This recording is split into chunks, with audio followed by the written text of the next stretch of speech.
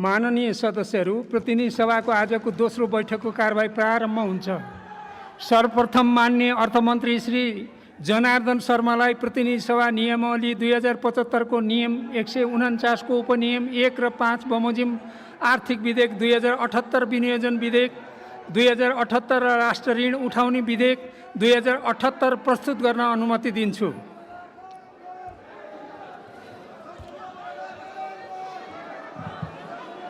सम्मान्य सभामुख महोदय, प्रतिनिधि सभाको यस गरिमामय बैठकमा नेपाल सरकारको अर्थमन्त्रीको रूपमा आर्थिक वर्ष 78-79 को अर्थ सम्बन्धी अध्यादेशलाई प्रस्तावित गर्ने विधेयक प्रस्तुत गर्न उपस्थित भएको छु।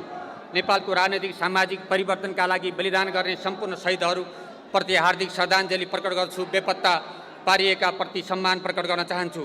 सरकार अविच्छिन्न हुने भएकाले पूर्ववर्ती सरकारले अध्यादेश मार्फत घोषणा गरेको आर्थिक वर्ष 78-79 को आय व्ययसँग सम्बन्धित अध्यादेशहरू प्रतिनिधि सभामा मैले प्रस्तुत गरिसकेको छु।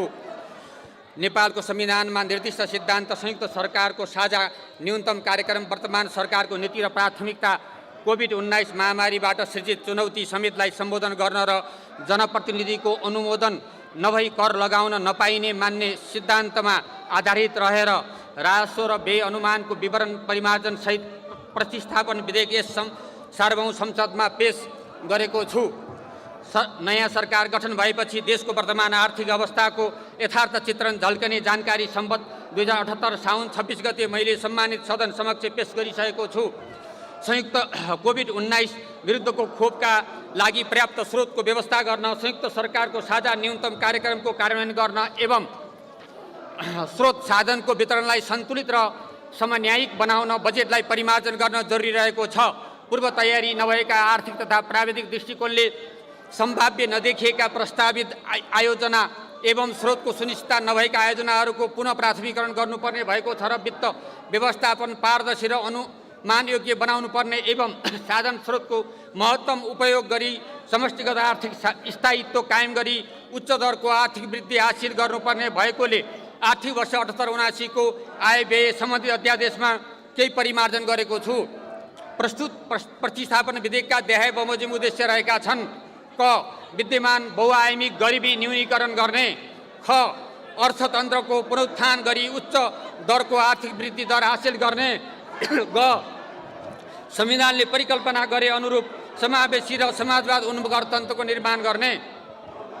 पर्याप्त स्रोत साधन तथा जनशक्तिका बावजुद बहुआयामी गरिबी जनसङ्ख्याको 17.4% हुनु एवं त्यसमा पनि कर्णाली प्रदेश नम्बर 2 सुदूरपश्चिम प्रदेशको अवस्था गम्भीर रहेको छ र उक्त प्रदेशहरू लगायत देशभर गरिबीको अवस्था सघन रहनुका कारण गरिबी न्यूनीकरणका हालसम्मका प्रयासहरूको समीक्षासहित समाधानका उपायहरूसहित 3 महिनाभित्र विस्तृत योजना तयार गरी एकीकृत रूपमा कार्यान्वयनमा ल्याइनेछ।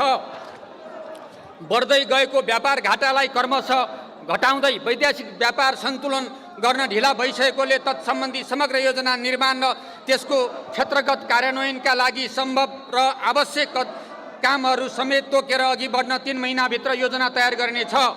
समाजमा विद्यमान विभेदहरू अन्त्य गर्न दलित, थारू, आदिवासी, जनजाति, मुस्लिम, गरिब, महिला, ज्येष्ठ नागरिक, अपाङ्गता भएका व्यक्ति, बालबालिका, लैङ्गिक अल्पसङ्ख्यक र भाषा संस्कृति आदिमा भइरहेको विभेद अन्त्य गर्न सामाजिक तथा सांस्कृतिक रूपान्तरणका लागि प्रभावकारी कार्यक्रम सञ्चालन गरिनेछ।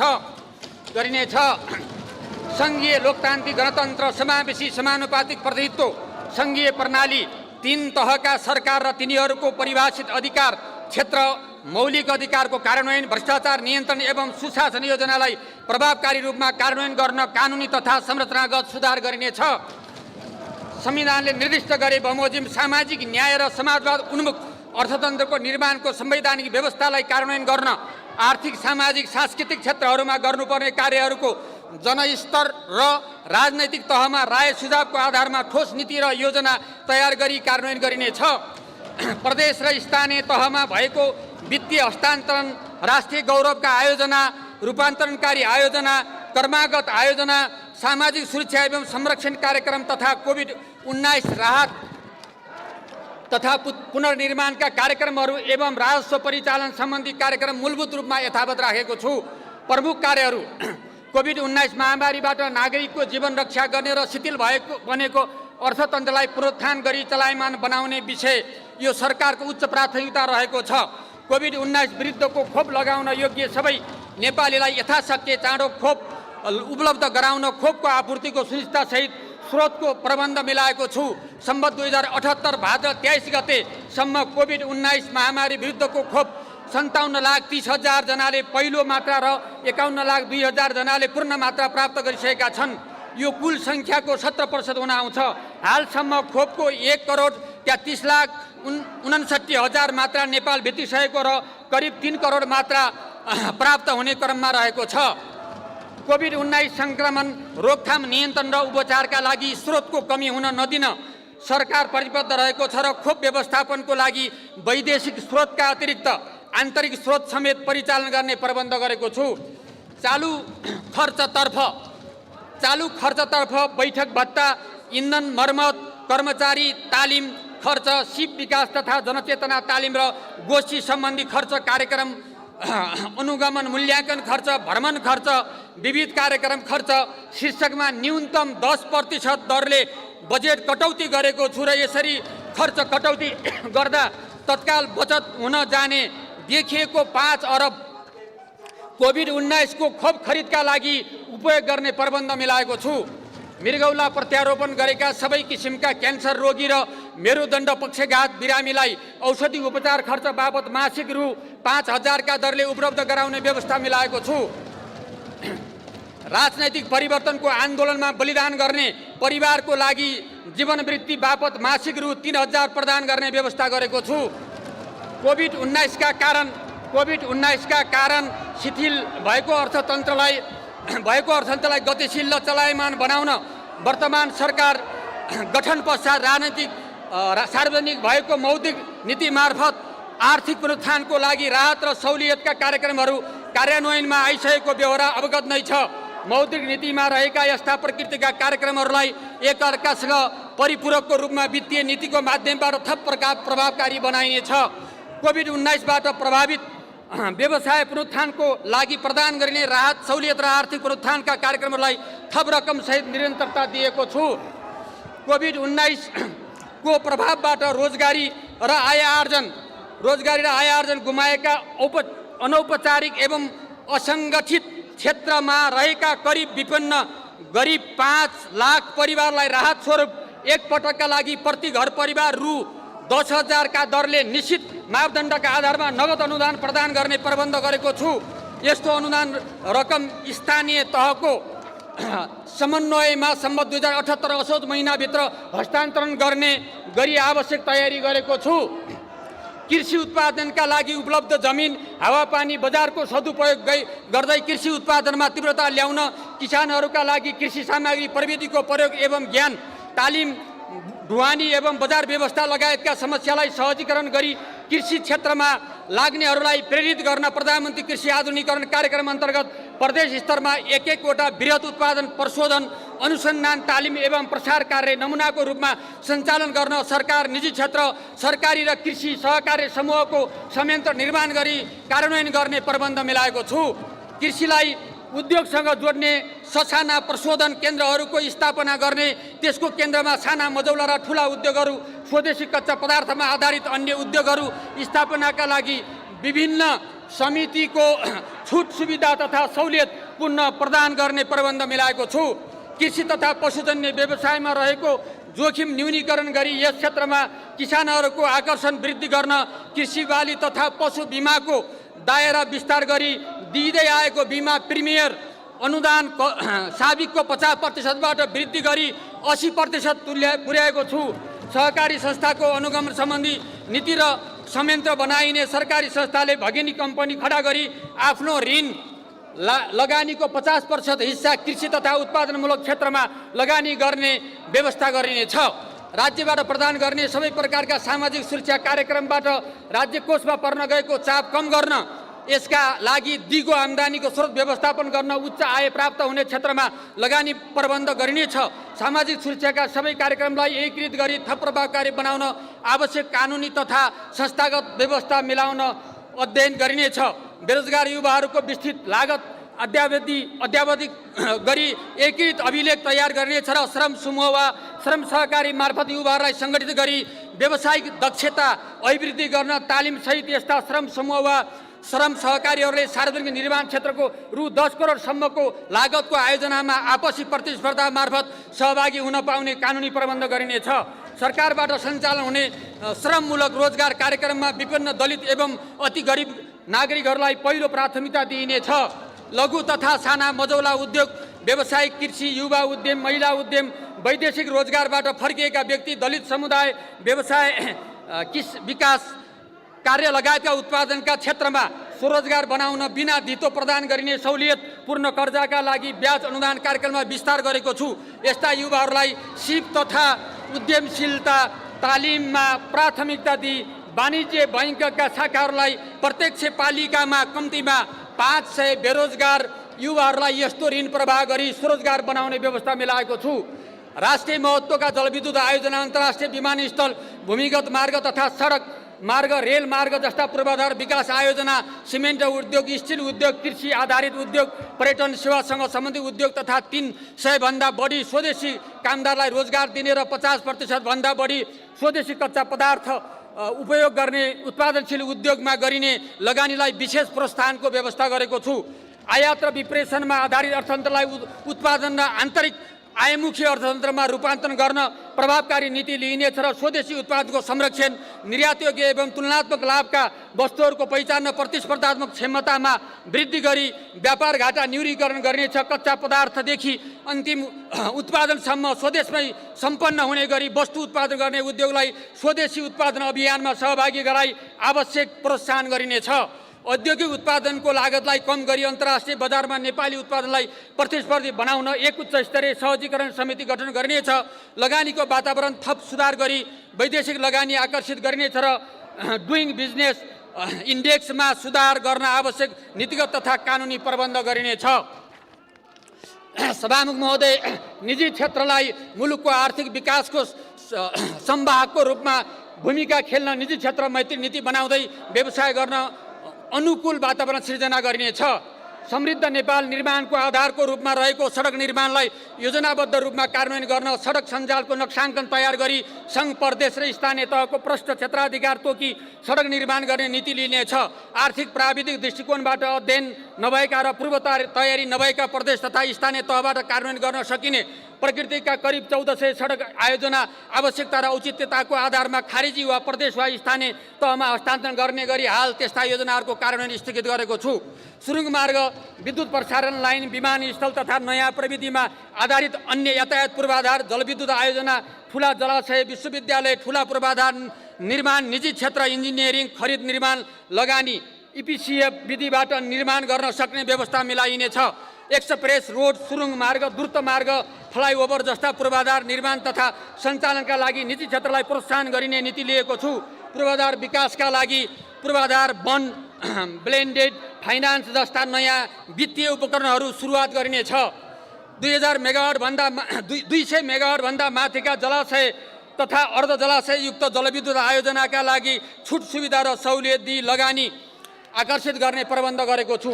जलस्रोतको बहुउपयोगका लागि नयाँ योजना तयार गर्दा जल विद्युत उत्पादन क्षमता, सिँचाइको सम्भाव्यता र खानेपानीको स्रोतको पहिचान गर्न एकीकृत नक्साङ्कन तयार गरिनेछ। काठमाडौँ उपत्यका लगायतका शहरी क्षेत्रमा जनस्वास्थ्य तथा स्वच्छ वातावरण कायम गर्न खुल्ला स्थानको प्रबन्ध हुने गरी सम्बन्धित स्थानीय तहको सहभागितामा व्यायामशाला सहितको बगैँचा तथा सार्वजनिक उद्यान निर्माण गरिनेछ। शहरी विपन्न नागरिकहरूको लागि सामाजिक संस्थाको सहकार्यमा काठमाडौँ उपत्यकाको कम्तीमा 10 स्थानमा सुपथ र सुलभ खानाको व्यवस्था गरिनेछ। उच्च हिमाली क्षेत्रमा छरिएर रहेका घर परिवारलाई एकीकृत बस्तीको रूपमा विकास गर्दै जान नमुना एकीकृत बस्ती निर्माणको प्रारम्भ गरिनेछ। कोभिड-19बाट अति प्रभावित पर्यटन क्षेत्रलाई पुनरुत्थान गर्न छुट तथा सहुलियतसहित विभिन्न किसिमका पूर्वाधार निर्माण तथा प्रवर्धनात्मक कार्यक्रम सञ्चालन गर्ने व्यवस्था मिलाएको छु। नारायणहिटी दरबार सङ्ग्रहालय परिसरमा रामापिथेदेखि मुलुकको सम्पूर्ण कालखण्डमा झल्किने गरी ऐतिहासिक शासकीय सङ्ग्रहालयको निर्माण प्रारम्भ गरिनेछ। योगमायादेखि हालसम्मका सहित नेपालको ऐतिहासिक जनआन्दोलन एवं जनयुद्ध र मधेस आन्दोलन लगायतका आन्दोलनमा त्याग र नेतृत्व गर्नुहुने अग्रज राजनीतिहरूको इतिहास समेट्ने गरी सङ्ग्रहालय निर्माण प्रारम्भ गर्न आवश्यक बजेट विनियोजन गरेको छु। नेपालको धर्म संस्कृति परम्परा प्रदर्शित हुने गरी जनशक्ति उत्पादन गर्न प्रविधिमा पहुँच अभिवृद्धि गर्दै शिक्षाको गुणस्तर सुधार गर्न प्रत्येक प्रदेशमा कम्तीमा एउटा शैक्षिक उत्कृष्टता केन्द्र स्थापना गरिनेछ। यसले गुणस्तरीय शैक्षिक सामग्री र पाठ्यक्रम समेत उत्पादन गरी विद्युतीय माध्यमबाट प्रदेशभरिका सार्वजनिक विद्यालयहरूमा उपलब्ध गराउने प्रबन्ध गरेको छु।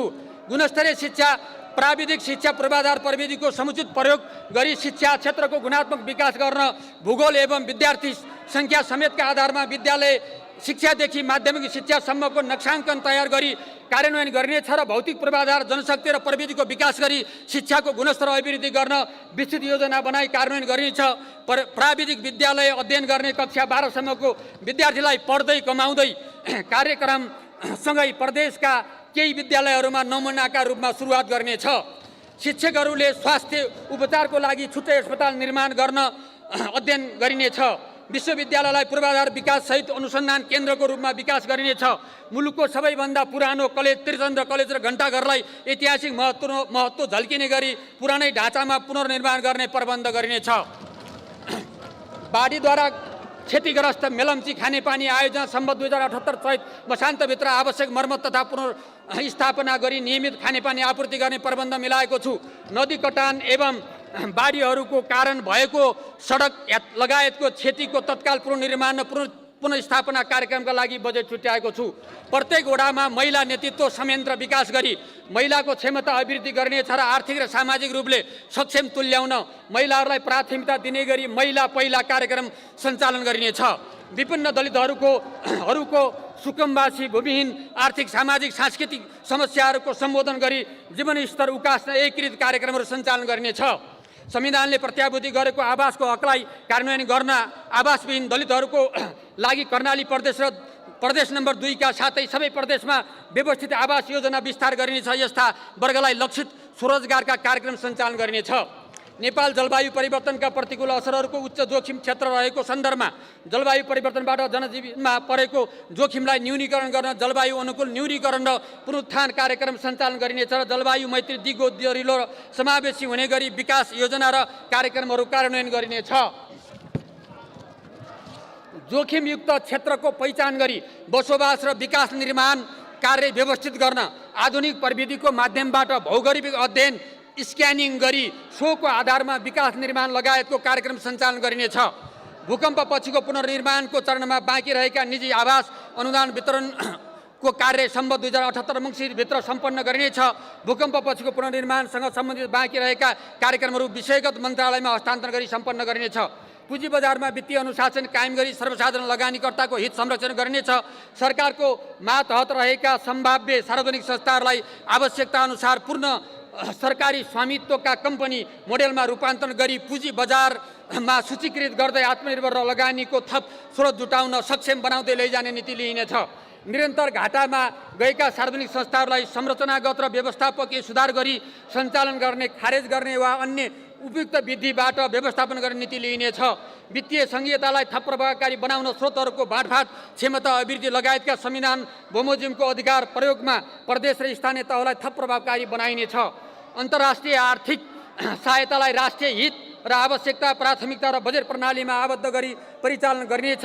यस्तो सहायता स्वीकार गर्दा परियोजनाको प्राविधिक तयारी, लाभ लागतको विश्लेषण, कार्यान्वयन क्षमता र स्वामित्व सहायताको प्रभावकारिता समेत आधार लिइनेछ।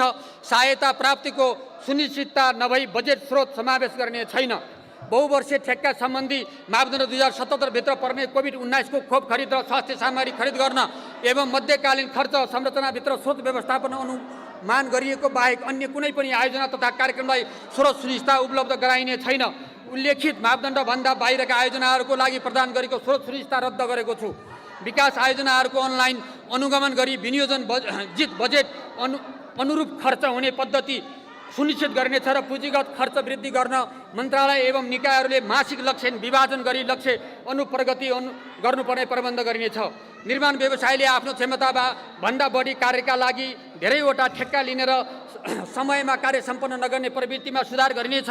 विकास निर्माण कार्यका लागि आवश्यक प्राविधिक जनशक्ति विकास र पदपूर्तिलाई प्राथमिकता दिइनेछ र आयोजनाको विस्तृत परियोजना प्रतिवेदन सम्भव भएसम्म सरकारी इन्जिनियरिङ कम्पनीहरूका सार्वजनिक संस्था मार्फत तयार गर्ने नीति लिइनेछ। कोभिड-19 विरुद्धको खोप खरिदका लागि खर्च व्यवस्थापन गर्न, कोभिड-19 का कारण शिथिल बनेको अर्थतन्त्रको पुनरुत्थान गर्न, अनिवार्य दायित्व व्यवस्थापन गर्न तथा पुँजीगत खर्चलाई थप प्रभावकारी बनाउन, चालु खर्चमा मितव्ययिता कायम गर्न, सार्वजनिक खर्चलाई मितव्ययी तथा प्रभावकारी बनाउने सम्बन्धी मापदण्ड तयार गरी लागू गरिनेछ। अनुत्पादक क्षेत्रमा सार्वजनिक ऋणको उपयोग भविष्यमा सामा ब्याज तथा भुक्तानीका लागि राजस्वको ठूलो हिस्सा छुट्याउनु पर्ने, भावी पुस्तालाई ऋणको भार थपिने जाने, निजी क्षेत्रमा प्रभाव हुने, वित्तीय स्रोत सङ्कुचित हुने जोखिम रहने हुँदा सार्वजनिक ऋणलाई राष्ट्रिय आवश्यकता पुँजी निर्माण, उच्च प्रतिफलयुक्त र उत्पादनशील क्षेत्रमा मात्र उपयोग गर्ने नीति लिएको छु। विनियोजन अध्यादेश 2078 प्रस्ताव गरिएको आन्तरिक ऋण तथा वैदेशिक ऋणको अंश करिब रु 37 अर्ब घटाएको छु। यसबाट नेपाली जनतामा रहेको ऋणभार सानो अंशमा भए पनि कम हुन जानेछ। अध्ययन अनुसन्धान र विश्लेषणबाट आधारित रहेर आर्थिक नीति निर्माण गर्न अर्थ मन्त्रालयमा एक थिङ्क ट्याङ्क रहने व्यवस्था गरेको छु। लोक कल्याणकारी विज्ञापनको दायरा विस्तार गरी अनलाइन मिडियालाई पनि लोक कल्याणकारी विज्ञापन उपलब्ध गराउने व्यवस्था मिलाएको छु। शान्ति प्रक्रियालाई पूर्णता दिन विस्तृत शान्ति सम्झौताका बाँकी कार्यभार तथा तराई मधेस आन्दोलन लगायतका विभिन्न समूहसँग भएका सहमति सम्झौताको कार्यान्वयन गरिनेछ। सम्मान्य सभामुख महोदय, चालु आर्थिक वर्षका नीति तथा कार्यक्रमहरू कार्यान्वयन गर्न रु 16 खर्ब 32 अर्ब 83 करोड विनियोजन गरेको छु। कुल विनियोजन मध्ये सङ्घले खर्च गर्ने चालुतर्फको रु 6 खर्ब 77 अर्ब 19 करोड अर्थात् 41.42%, पुँजीगत तर्फ रु 3 खर्ब 78 अर्ब 10 करोड अर्थात् 23.16%, वित्तीय व्यवस्था तर्फ रु 1 खर्ब 89 अर्ब 44 करोड अर्थात् 11.60% र प्रदेश र स्थानीय तहमा वित्तीय हस्तान्तरण तर्फ रु 3 खर्ब 87 अर्ब 30 करोड अर्थात् 23.72% रहेको छ।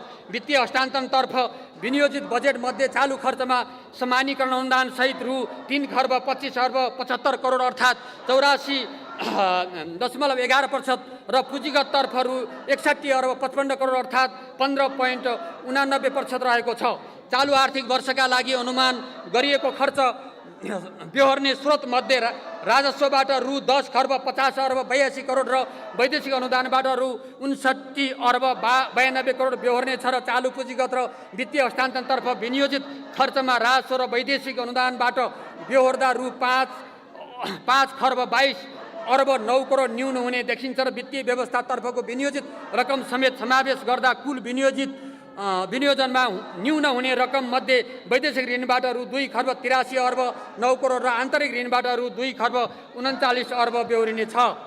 सम्मान्य सभामुख महोदय, अब म चालु आर्थिक वर्ष 78-79 को राजस्व परिचालनको संशोधित नीति तथा कार्यक्रम प्रस्तुत गर्दछु।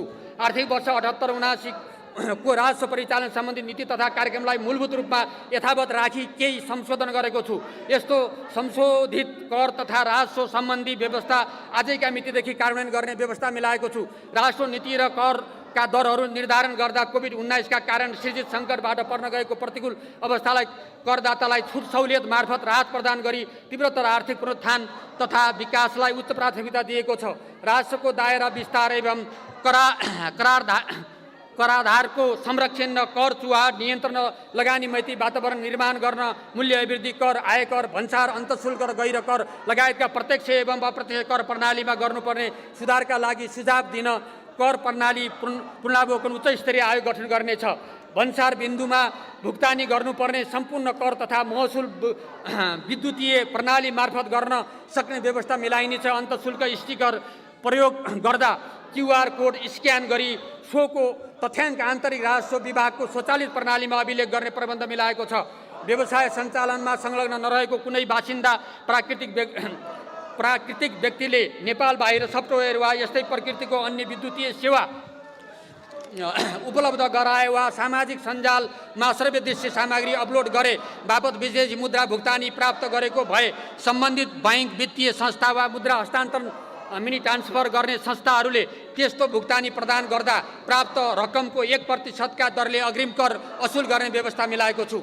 चिकित्सक, कलाकार, पत्रकार, खेलाडी, इन्जिनियर, कानुन व्यवसायी, लेखा परीक्षक, लेखापढी, व्यवसायी, परामर्श, अभिकर्ता तथा मध्यस्थकर्ता, सेवा प्रदायक लगायतका प्राकृतिक व्यक्तिहरूले आर्थिक वर्ष 2075,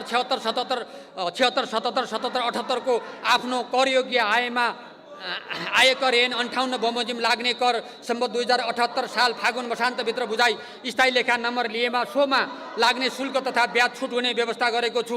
त्यसरी कर बुझाएमा सोभन्दा अगाडिको आयमा लाग्ने आयकर तथा मूल्य अभिवृद्धि कर मिना हुने व्यवस्था गरिएको छ। सम्बत 2082 साल चैतसम्म वित्तीय व्यवस्थापन सम्पन्न हुने 200 मेगावाट माथिका जलाशय तथा अर्ध जलाशययुक्त जलविद्युत आयोजनाले व्यापारिक कारोबार सुरु गरेको मितिले पहिलो 15 वर्ष पुरै र त्यसपछि 6 वर्षसम्म 50% आयकर छुट दिने व्यवस्था गरेको छु। त्यस्ता आयोजनालाई आवश्यक पर्ने निर्माण उपकरण, प्लान्ट, मेसिन, औजार एवं सोको पाटबुर्जा, पेनिस्टक तथा स्टिल सिटको पैठारीमा लाग्ने महसुल घटाई 1% मात्र लाग्ने व्यवस्था मिलाएको छु। पर्यटन क्षेत्रसँग सम्बन्धित उद्योग वा अन्तर्राष्ट्रिय उडान सञ्चालन गर्ने हवाई कम्पनीहरूलाई लगानीका आधारमा आयकर छुट सम्बन्धी विशेष छुट सहुलियत प्रदान गर्ने व्यवस्था मिलाएको छु। नक्कली बिल बिजक, नक्कली अन्तःशुल्क स्टिकरको प्रयोग एवं अन्तःशुल्कजन्य चुहावट नियन्त्रण गर्न कडाइका साथ अनुगमन, सूक्ष्म निगरानी एवं वृहत अनुसन्धानलाई तीव्रता दिइनेछ। स्वास्थ्य खोप, अक्सिजन ग्यास तथा टाइजर प्याड उत्पादन गर्ने उद्योगलाई उत्पादन सुरु भएको मितिले 3 वर्षसम्म लाग्ने करमा 100% र त्यसपछिको 2 वर्षसम्म 50% छुट दिइनेछ। पूर्वानुमानित तथा कारोबारमा आधारित आय विवरण र कर दाखिला गरेमा करदाताले आर्थिक वर्ष 73-74 देखि 76-77 सम्मको आफ्नो कारोबार घोषणा गर्दा कारोबार अङ्क फरक परेको भएमा त्यस्ता करदाताले आफ्ना सम्बत 78 साल चैत मसान्तभित्र प्रत्येक आर्थिक वर्षको वास्तविक कारोबार घोषणा गरी फरक परेको बिक्री रकमको 1.5% कर दाखिल गरेमा करदाताले घोषणा गरेको हदसम्मको कर अन्तिम हुने व्यवस्था गरेको छु। कम्पनी ऐन 63 तथा प्राइभेट फर्म रजिस्ट्रेसन 2014 अनुसार आर्थिक वर्ष 75-76 सम्मको वार्षिक विवरण नबुझाएका तथा नवीकरण नगरेका कम्पनी तथा फर्मले सम्बत 78 साल पुष वर्षान्तभित्र विवरण र शुल्क तथा जरिवानाको 5% रकम बुझाएमा बाँकी शुल्क तथा जरिवाना मिना दिने व्यवस्था गरेको छु। सम्मान्य सभामुख महोदय, प्रतिस्थापन विधेयक मार्फत सरकारले लिएका नीति तथा कार्यक्रमहरूको कार्यान्वयन सम्बत 2078 चैत्रभित्र कोभिड-19 विरुद्धको खोप सबैलाई उपलब्ध हुने भई आर्थिक विकास क्रियाकलाप विस्तार हुने हुँदा 7% को आर्थिक वृद्धि दर हासिल हुने अनुमान गरेको छु। मुद्रास्फीति दर 6.5% सीमित हुने अनुमान गरेको छु। अन्तमा नेपालको आर्थिक र सामाजिक विकासमा सहयोग पुर्याउने सबै आदरणीय करदाता, आम नेपाली दिदीबहिनी तथा दाजुभाइ, राजनैतिक नेतृत्व विधेयक प्रतिस्थापन विधेयक मार्फत नेतृत्व सबैलाई हार्दिक धन्यवाद दिन चाहन्छु र प्रतिस्थापन विधेयक मार्फत प्रस्तुत बजेट कार्यान्वयनमा सङ्घीय संसदका माननीय सदस्यहरू लगायत सम्बन्धित सबैबाट सहयोगको अपेक्षा राखेको छु। सम्मान्य सभामुख महोदयको अनुमतिले आर्थिक विधेयक 2078, विनियोजन विधेयक 2078 र राष्ट्र ऋण उठाउने विधेयक 2078 सदन समक्ष प्रस्तुत गर्दछु। धन्यवाद। मान्य सदस्यहरू, म शोक प्रस्ताव प्रस्तुत गर्दैछु। मान्य सदस्यहरू, म शोक प्रस्ताव प्रस्तुत गर्दैछु।